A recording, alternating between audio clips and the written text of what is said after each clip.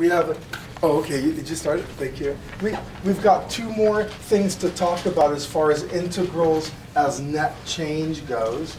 Number one, I'm going to give you a problem where I'm eating M&Ms, and I'll give you just a rate equation, and you've got to figure out how many M&Ms total I have in my belly. And this is going to involve an equation. And then we're going to talk about pumping fuel, and there you're going to do integrals as net change, but it's going to be a table of values. And that's going to take about 10 minutes. And then we're going to get areas and planes. You know how the integral gets you the area between the curve and the x-axis? Well, we're going to start dealing with more complicated areas today. But I think you'll find that pretty easy. But first, let's go and do integrals as net change, eating M&Ms. Whoa. Is this a continuation of yesterday's now? Yes, it is. It's a continuation of yesterday. Integrals as net change. Okay. It's just a couple of examples I want to make sure you guys get exposed to. And then, here, just 1 second. And then what happens is tonight's homework, these 5 problems are all these types of problems where they give you scenarios and you're going to have to figure things out given the scenarios. And then these 6 problems here are just getting areas between graphs. Okay, so here we go. Oops. Okay. Okay. Here comes example 1. I have already eaten, I've already eaten 20 M&Ms. Starting now, my rate of eating M&Ms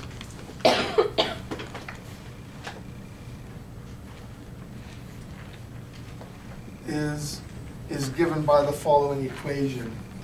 dm dt equals negative t squared plus 7t plus 8 in M&Ms per minute. So for some reason, who knows why, I have a rate equation that describes the rate at which I eat M&Ms. Oh, no. Okay. I need to ask you some basic questions about this and see if you guys can figure this out. How fast am I eating M&Ms? At 5 minutes.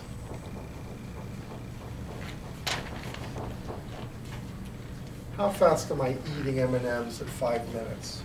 Well, who would like to tell me? How am I going to determine that? What's that? What do I do? Yeah, plug it in. Go for it. If I'm asking how fast, I'm asking for a rate, and it's just going to be dm dt evaluated at t equal 5. Okay, so yeah, that's easy. So it'll be negative 5 squared plus 7 times 5 plus 8. And so I got what, negative 25 times 18. So I'm eating 18 M&Ms per minute.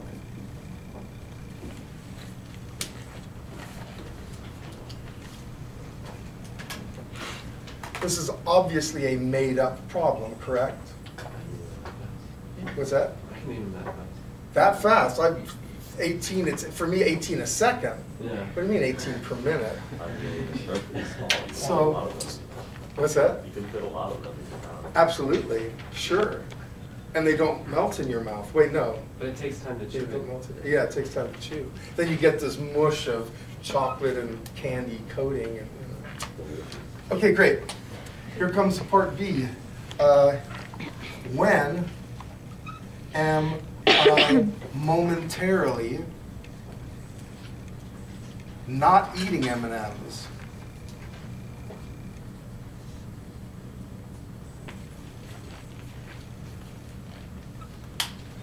Well, you tell me, what should I do? Yeah, set it equal to 0, right? So go ahead and do that. Now they're saying, when is my rate of eating M&Ms momentarily 0?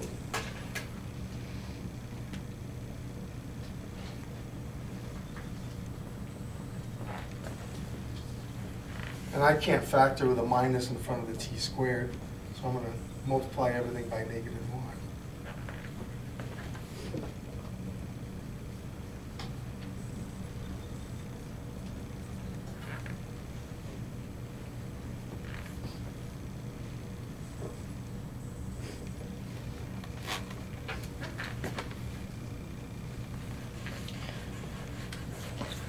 So at 8 minutes, I am momentarily, I guess, pausing or something. I'm not eating M&Ms. -1 minute doesn't matter because we start at the beginning. We start at time equals 0. Okay. Any question or problem with that? Okay, so yeah, you'll be doing that sort of thing. Here's the next thing. What is the meaning of dm dt being negative?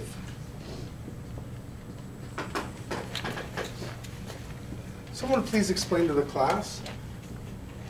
What does that mean? Yes, Daniel? You're throwing up M&Ms. Thank you very much. I'm throwing up M&Ms. I'm regurgitating them. I'm vomiting them. Whatever word you like to use. Yeah. Throwing up M&Ms. So that's not good. And then here comes the interesting question. How many M&Ms did I eat in the first 5 minutes? And similarly, how many are in my belly after 5 minutes? Okay, please do this now.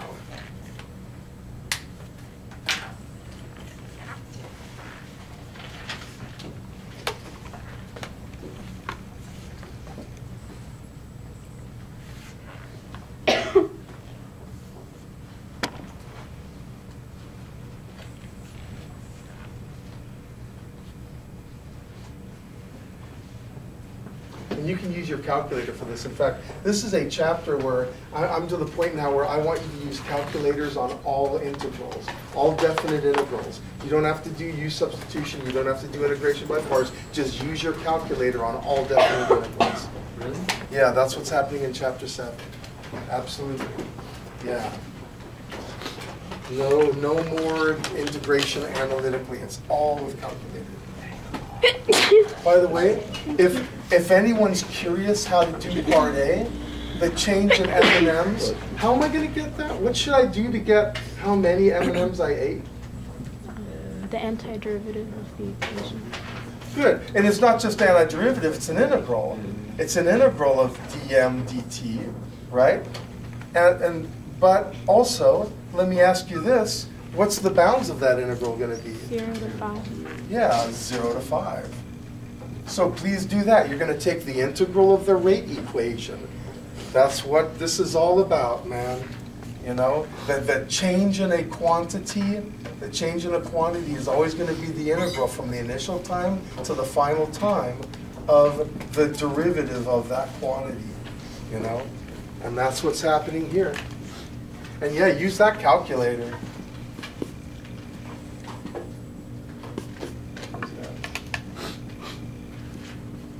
Hope I was using T's. Okay, good.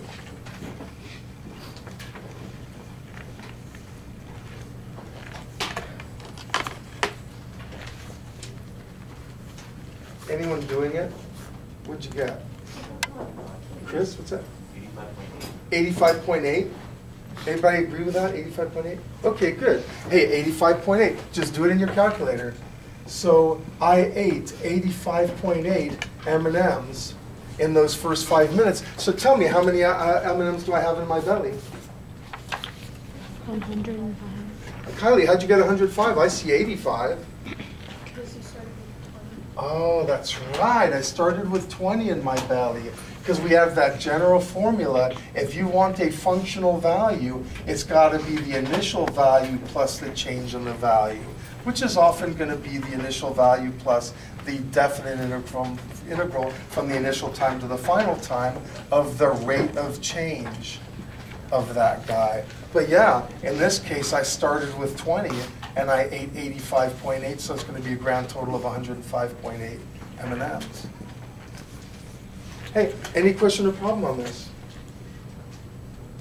I got to tell you, this is a concept that the AP exam absolutely loves. Every year, one or more of the free response questions in some way or another will boil down to just this.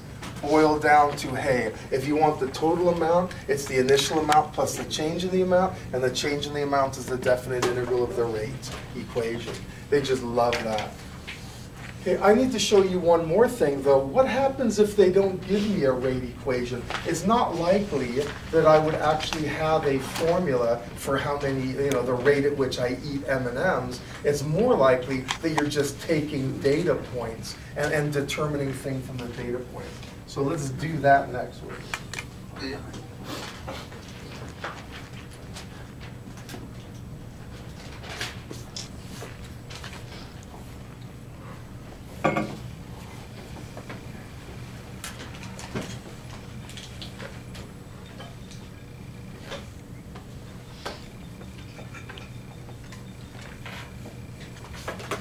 we go.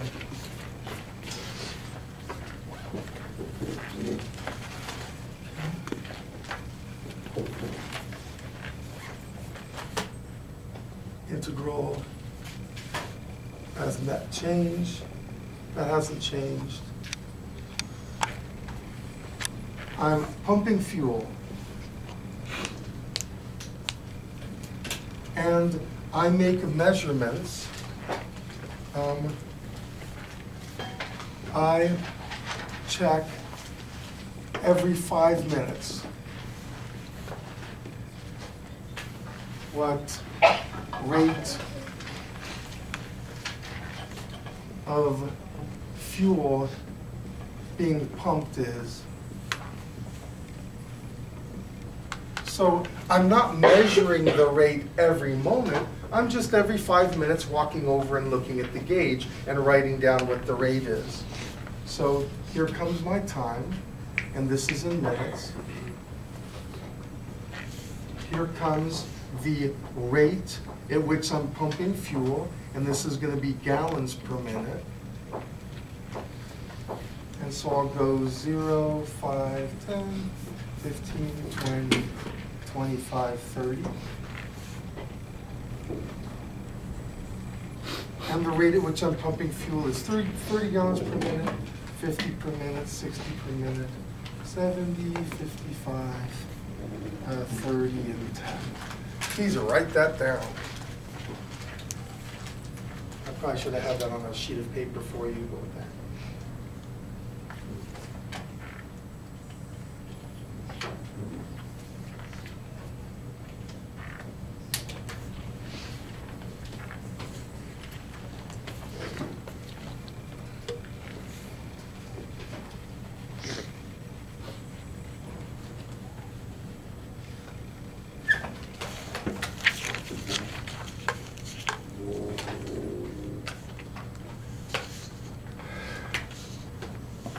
All right, guys, I'm going to ask one question here. Approximately how much fuel was pumped? Approximately how much fuel was pumped in those 30 minutes?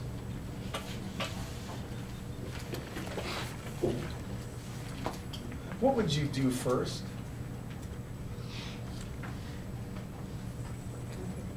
What's that? Graph. Absolutely graph it, absolutely. Because everything we're learning in this class is graphical in nature. I'm training you to think graphically about integrals and derivatives, and so when someone gives you a table of values, you need to put it in a form that's familiar to you. So absolutely graphic. So let's go ahead and do that right now. This is time, minutes, okay? And it doesn't have to be an awesome graph. You just need something to look at. 5, 10, 15, 20, 25, 30. You know, I mean, mine isn't going to be that great. I'm not even using graph paper. I'm just using a whiteboard. Let me see. I start at 0, and I go all the way to 70. So 10. Oh wait, that's might be a little bit too much. 20, 67.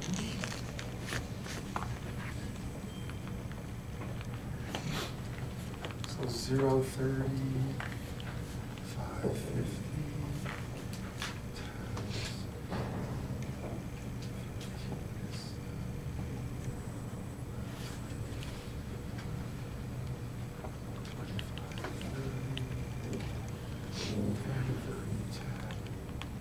Okay, I've graphed it. If you want to join the dots with a dotted line, hey, be my guest if it makes you more comfortable to feel that it's a continuous graph. That's okay with me. But the point is, you know that you have no idea what the pumping rates are between 5-minute intervals. I mean, for all you know, the rate, you turn the pump off for 4 minutes. So the rate just falls to 0 for 4 minutes. Then you turn the pump back on, for all you know. Or maybe you're pumping at 30 and then you're pumping at 1,000 gallons per minute. Then it drops down to 50. Who knows? So this is just an approximation. You're assuming that it's kind of a smooth, continuous graph, but maybe it isn't. But this will be your best approximation. Okay?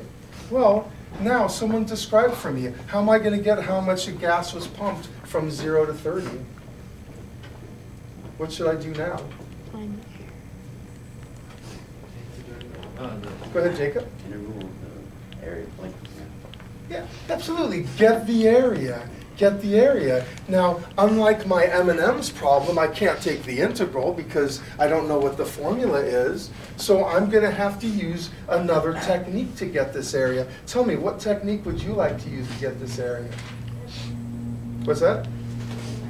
MRAM? Okay. You could do MRAM with, what is it, 1, 2, with 3 rectangles. Cool. Is there another method I could use that might be a little bit more accurate than one of the rectangular approximation methods? Trapezoid. Yeah, trapezoid rule. And that's what the book loves. The book loves trapezoid rule, and the AP exam, for more often than not, will have you do trapezoid rule. So yeah, we're just going to get the area using trapezoid rule. Okay, I want to remind you the area under a graph using trapezoid rule is approximately 1/2 times delta x times f of a plus 2 f of x1 plus ... plus 2 f of xn minus 1 plus f of b. That is, the first and last terms get counted once, all the terms in between get counted twice, and it's got to be 1/2 times delta x. And so at this point, you definitely want to include units. You want to make sure you don't mess up, So this area is approximately 1/2. What's my delta x? What's the width of each one of these trapezoids that I'm drawing here? 5. Good, 5 what? 5 gallons. No? No, 5. The width, 5, yeah, 5 minutes. So make sure you have that, because sometimes I'm going to give you problems where the dimensions of the width are different from the dimensions of the height. I'll have you take measurements every hour, but you're measuring gallons per second, and then you're going to have to do some conversions. I think I gave you an exam problem that actually had that. But this is not that way. This is 5 minutes, and then let's go ahead and do it. We got 30 gallons per minute. Plus 100 plus 120 plus 140, etc. And then the last one only counts once. And so now I can get an approximation for how much stuff I pumped.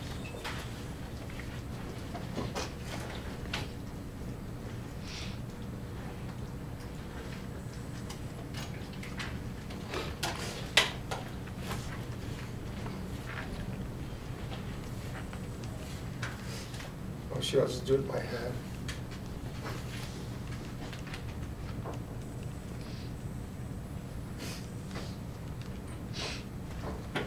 Is anyone getting 1425? Yay, thank you, Luke. Yeah, 1425, and the minutes cancel the minutes, and so I've got gallons, okay? So that's what I would recommend you do. When someone presents you with a table of data, go ahead and just graph it, and then do whatever you need to do. Did you fill an ocean liner? What's that? Did you fill an ocean liner? Option? Ocean liner. Oh, what about an ocean liner? Is that what you were filling? Oh, yeah, no, you're right. If it's not a car, that's for sure. Yeah, I don't know. Maybe it's like a gas station where I'm measuring the rate of all the pumps put together. You know what I mean? Has anyone noticed, you guys are young, but have you noticed that the more modern gas stations now, the pumping is a lot slower than it used to be? Anyone notice that? Like it takes me like 3 or 4 minutes, 5 minutes to fill up my tank, whereas, 10 years ago, most gas stations filled up tanks way quicker. Really? Yeah, the pumps nowadays are much, much slower than they were, 10 or 15 years ago. Gas tanks not bigger. No, I mean, because that's not going to affect the rate at which the gas is coming out. Yeah, I just assume it's because, how many people go to gas station where on the pump they show you commercials now? Okay, a few of you. Maybe it's just Arco, because I always go to Arco because they're so cheap. But I just assume they were having it pumped slow so that they make me watch commercials. That's all I can figure. Okay, great. Well, hey, let me ask you one more thing. What if someone asked for the average?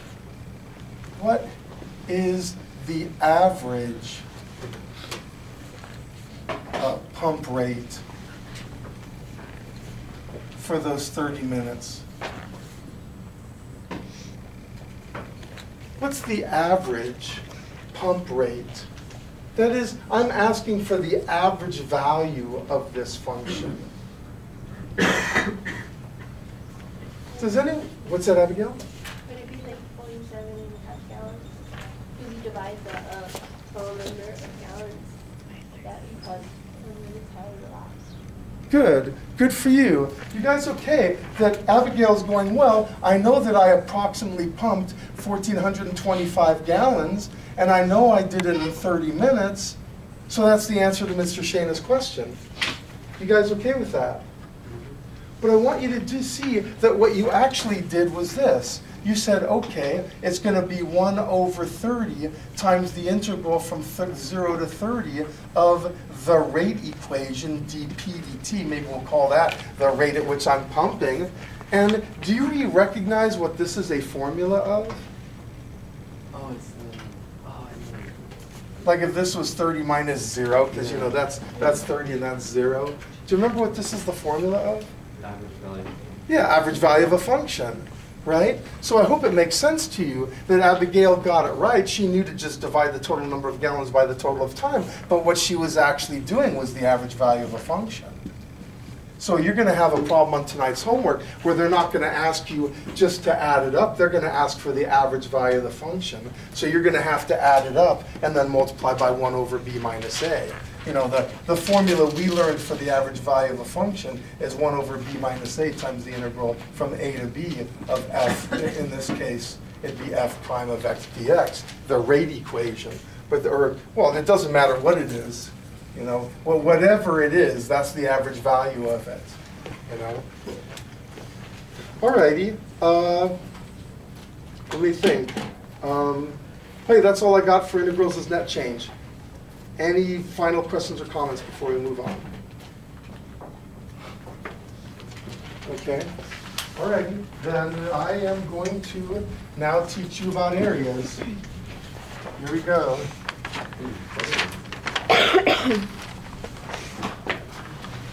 Under the slope. What's that? Oh, it's like areas and planes. Aren't they just cylinders?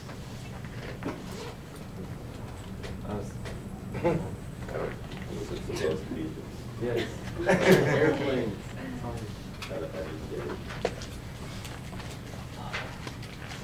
Okay, here we go.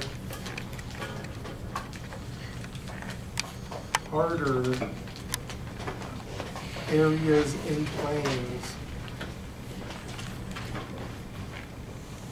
Okay.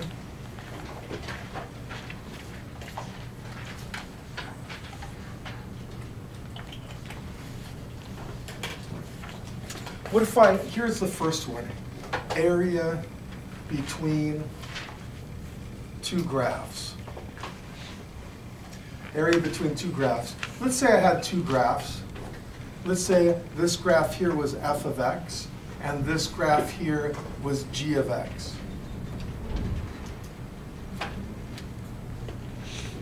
And let's say I wanted the area from A to B, not the area between g of x and the x-axis, or the area between f of x and the x-axis. No, siree.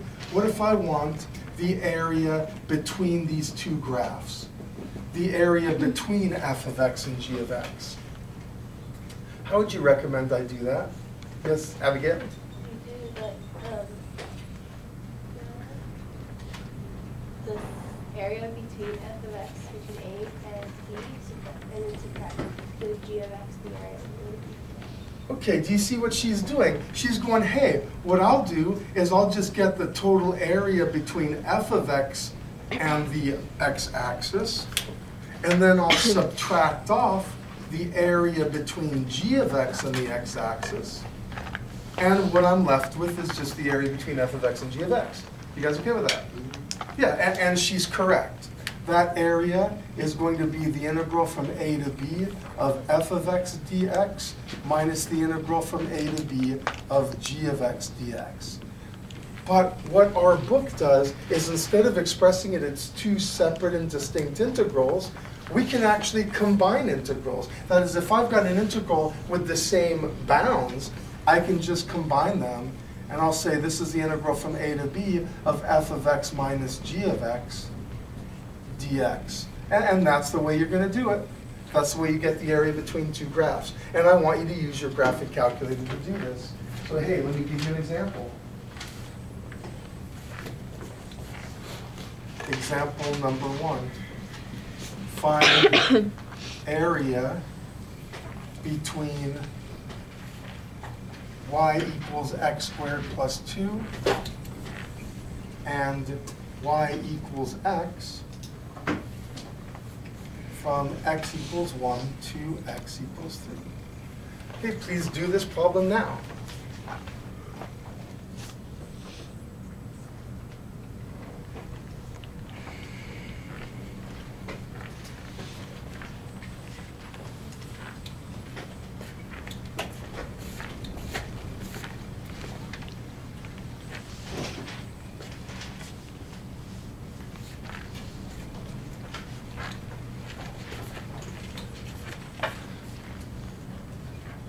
What do you suppose I'd recommend you do first? Yeah, graph it. Because you got to know who's on top, right? Whoever's on top gets to go first. So you got to graph it to just see which graph is on top.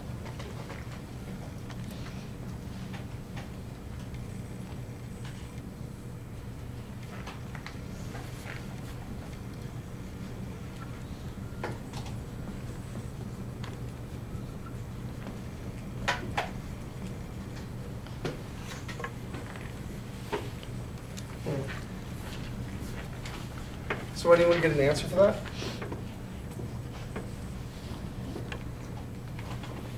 Well, I guess I'll do it 2x squared plus 2 minus x, comma x, comma 1, comma 3. Oh, 8 2/3, anyone getting that? Yay.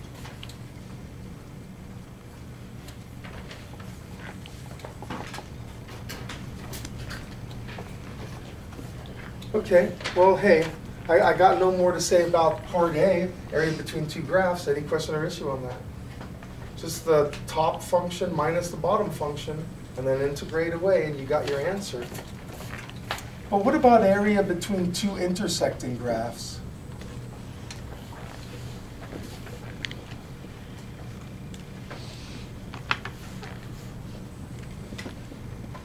Okay. So, how about this? Example number 2. Find area enclosed by y equals 2 cosine x and y equals x squared minus 1.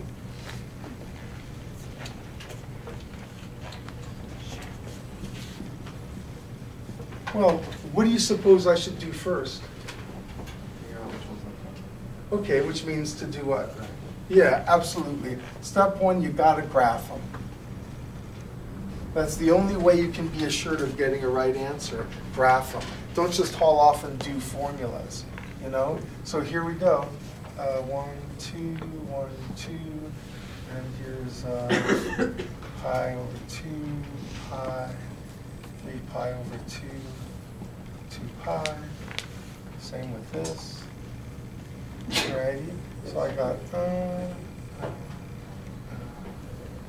this is 2 and negative 2.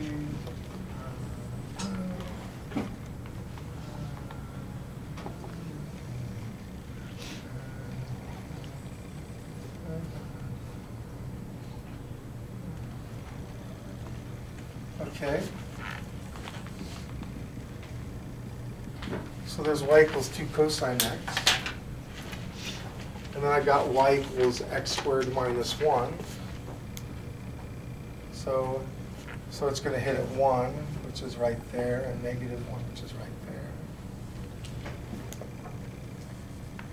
there. Okay. So I graphed my 2 graphs.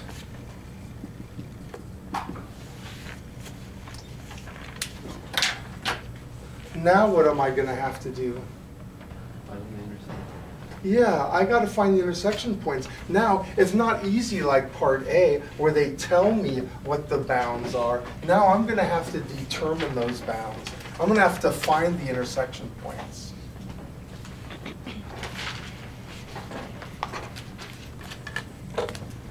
And how am I going to find those 2 intersection points? Can I solve it graphically? Can I put x squared minus 1 equals 2x? That's how I would ordinarily find the intersection points. Just put this guy equal to this guy. Is that going to work out for me here? Yeah, unfortunately, no, I can't solve that algebraically. I'm going to have to use the graphing calculator. So let's go ahead and do the graphing calculator. Oh heck, I'm just gonna do it. What I would recommend is my y1, I would make this guy. My y2, I would make that guy, and then go ahead and find the intersection. Make sure you're in radians mode. If you're in physics or another class that uses calculators, make sure you're in radians mode. 2 cosine x, x squared minus 1. My window, obviously, I know I'm going to be between like -2 and +2. So I'll have my x min be -2, my x max be +2. Okay. And my y min has got to be between -2 and +2, because that's what cosine is. And so I graph it.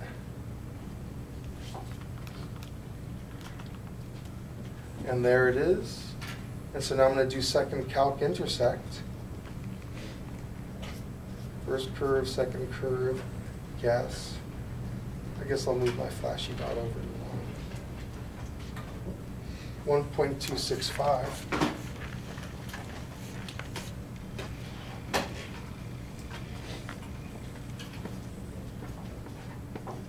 Okay.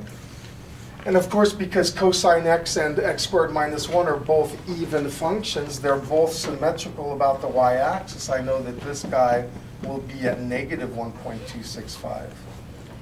If you have any questions on how to find intersection between curves, just see me after school, because we're not going to spend time on it. So once you find the intersection points, now do the integrals. okay? So I'm going to do the integral from a negative 1.265 to positive 1.265 of the guy on top, and you'll notice the guy on top is 2 cosine x. The guy on the bottom is x squared minus 1. And I can just go ahead and do that in a great integral if I want.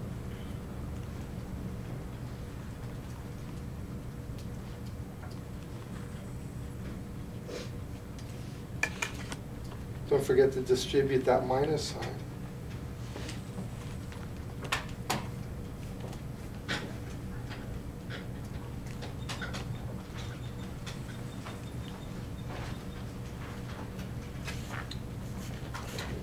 So I'm getting a 4.994, 4.995, so it's probably like 5, actually. I don't know. Well, yeah, because you're not. Yeah. Yeah, because I rounded these guys. You know, it's funny because when you find the intersection, it's actually x. Like the intersection point is actually x. So I could actually do that integral. Instead of doing negative 1.265 to positive 1.265, I can actually say it's from x to x. Negative x? Yeah, thank you. Negative x. Good job. Thanks, Angie. Negative x to x. Let's see if it likes that. No, I get the same answer. So I guess it's not 5. Alrighty, well, hey, that's how you're going to get the areas. Now, you're going to get some harder versions, and you're going to have to just use your cleverness. We're not going to have time to look at that, so I'll have to look at it tomorrow. But let me ask you this. What if I had a graph that did this? What if I had one graph that went like this, and this is f of x, and I had another graph that did this. This is g of x, right? And I wanted the area from there to there. So this is A, this is B, and this is C, okay? How would you recommend that I get this area? And Andrew, I appreciate you, but someone else, tell me. How am I going to get the area between g of x and f of x? How am I going to get those two areas? Because part of the time g of x is on top, and part of the time f of x is on top. Yes, Daniel. Oh, wait. Yes, Angel. Yeah, beautiful. Use 2 integrals. Tell me, if I do the integral from a to b, who gets to go first, g of x or f of x? G of x. Yeah, good for you. You're going to do this, g of x minus f of x. Okay? And then someone else tell me the next integral from b to c, who gets to go first? Yeah, f of x.